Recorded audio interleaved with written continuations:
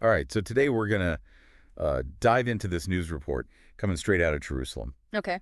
And it's a pretty intense situation developing in Syria, as I'm sure you've probably heard. Yeah, I've heard some rumblings. Yeah, so basically Well, this is about Israel.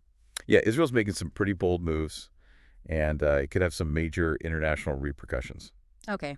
I'm I'm all ears. Okay, so the big thing is they're setting up a buffer zone A buffer zone. Where? inside Syria. Whoa! Hold on. Inside Syria? Like they're going into another country. Yeah, pretty much. That's bold. Yeah, and this report's saying it's all because of these suspected chemical weapons and missile sites in Syria. Oh, so they're going after weapons. Yeah, they're saying they want to prevent them from falling into the wrong hands, like extremist groups. Right, right. Well, that makes sense, I guess, but still going into another country. That's.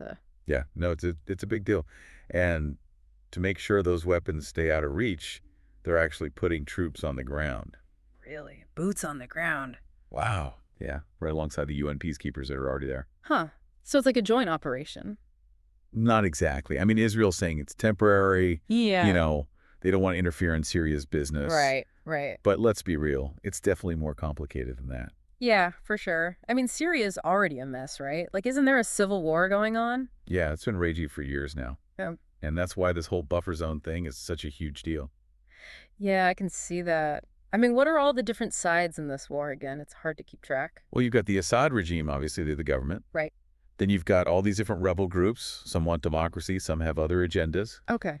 And then you've got foreign powers like Russia and the U.S. getting involved. Oh, yeah, it's like a proxy war almost. Exactly. And to top it all off, you've got extremist organizations like ISIS trying to grab power. Ugh, so it's like a total free-for-all. Pretty much. So when Israel steps in and sets up a buffer zone, it throws another wrench into the works. Yeah, no kidding. I bet the other countries in the region are not too happy about this. You got that right. The Egyptian foreign minister is already criticizing Israel's actions. What are they saying? They're basically saying that Israel's overstepping its boundaries. I mean, I can see why they'd say that. Yeah, they're worried about the precedent. It's, one country just deciding to intervene in another country's conflict. Right, and like you said before, there's already so much tension in that region. Exactly. So let's dig a little deeper into this buffer zone itself. Okay. We're talking about a strip of land about 10 kilometers wide at its widest point. 10 kilometers. That's, pretty significant. Yeah, and it runs along the occupied Golan Heights. Oh, the Golan Heights. Now that rings a bell. Why is that place so important? Well, it's strategically crucial for both Israel and Syria. How so? Think of it as a high ground that overlooks the whole region. Ah, okay, so whoever controls it has a tactical advantage. Exactly. They can observe enemy movements, control supply lines, all that. That makes sense. So Israel setting up a buffer zone there is all about maintaining control. That seems to be the main goal. Yeah. But there's also the question of Syria's response. Oh, yeah, what are they saying about all this? Well, that's the thing. There's been no official confirmation from Syria about the Israeli strikes. Really? So they're just staying silent? For now, yeah. It's kind of strange. It's like they're trying to figure out their next move. Right. And it makes you wonder what their strategy is, What are they thinking? Good question. I mean, they must be concerned about Israel's presence right on their border. You'd think so, but they're keeping their cards close to their chest. Well, regardless of Syria's silence, we can't ignore the danger of these weapons falling into the wrong hands. Yeah, that's a real concern. So what are the chances of that actually happening? And which groups are Israel most worried about?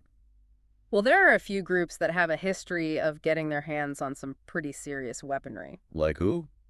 Well, Hezbollah, for one, they've been a thorn in Israel's side for years. Okay, I've heard of them. Back in 2006, during the Lebanon War, Hezbollah used anti-tank missiles, and they inflicted some heavy losses on Israeli forces. Oh, wow. So they're not messing around. Nope. And that's the kind of scenario that keeps Israeli strategists up at night. Yeah, I can imagine. So if a group like Hezbollah did manage to get a hold of those chemical weapons or missiles, what's the worst-case scenario? Well, you could see a major escalation of attacks on Israeli territory. Right. And that could even drag other countries in the region into the conflict. Oh, man. That's a scary thought. It is. It's a dangerous game with really high stakes. So what you're saying is Israel's intervention could actually make things even worse. It's definitely a possibility. I mean, it throws a huge wild card into an already volatile situation. Right. So let's recap.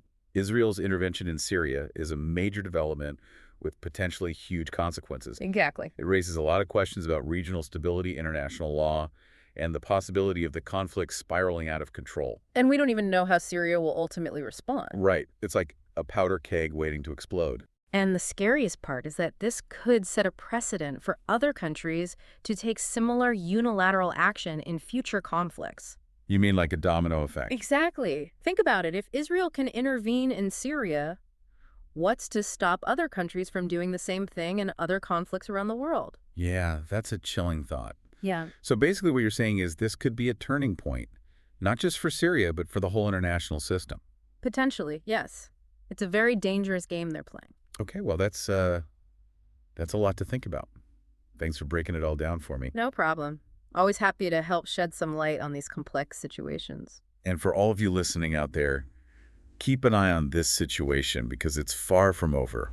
This is just the beginning. It's a story that's going to continue to unfold, and it could have major implications for the future of the Middle East and beyond. So stay informed, stay engaged, and until next time, keep asking the tough questions. And don't be afraid to dive deep. Exactly. Dive deep, folks. And think critically. That's what it's all about. We'll see you next time. Take care. Bye. Bye.